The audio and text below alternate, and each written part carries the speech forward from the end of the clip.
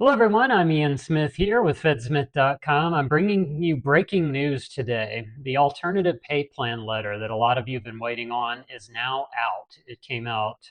Um, it was officially dated August 26th, but it dropped this morning. We have an article on FedSmith.com about it. I'm going to give you all the details here in this short video, though. So let's get right into it. Right out of the gate, the letter followed the White House's budget proposal, and so therefore it has proposed a pay freeze for most civilian federal employees in 2027. So that means no pay increase for base pay or locality, again, for most civilian federal employees. That is what President Trump proposed in his alternative pay plan letter. Also, like last year, there are carve outs for certain federal employees. This year's alternative pay plan letter proposes a 3.8% pay raise for federal employees in law enforcement positions and certain law enforcement positions. Again, this is the same approach as 2026. And OPM, that's the Office of Personnel Management, will use a special rate authority to implement this. This will be a separate process from the alternative pay plan itself, and OPM will determine which categories of law enforcement are eligible. Also, this follows the White House's budget proposal, but President Trump reiterated in the letter that there is a pay raise for members of the military up to 7%.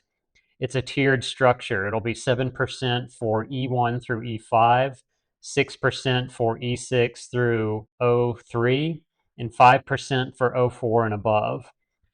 Non-armed forces, uniformed services get a 3.6% raise.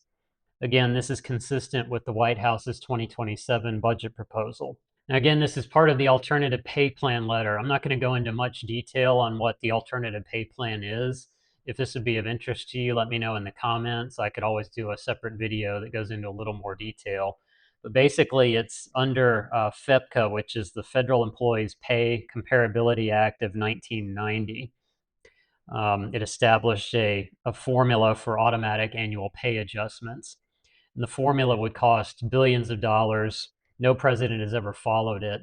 And it dictates that the president can instead override that formula with his alternative pay plan, citing economic conditions. And that's the case here.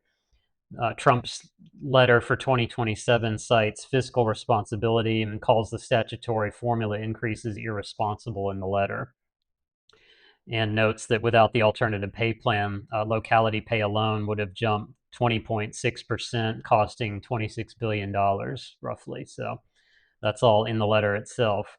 Again, I've written an article on fedsmith.com that's got the full text of the letter in it. I'll leave a link to that in the description if you'd like to get all the details and read the entire letter. I'm certainly not going to read the whole thing to you here on the video. That would be way too long and boring. One final note I want to make on this. This is for this is all for the pay raise for federal employees, or in this case, lack of a pay raise next year for federal employees. This does not apply to retired federal employees. This is a question that comes up a lot. A lot of times retired federal employees will say, well, what about us? This doesn't apply to federal retirees. That's the COLA, the cost of living adjustment.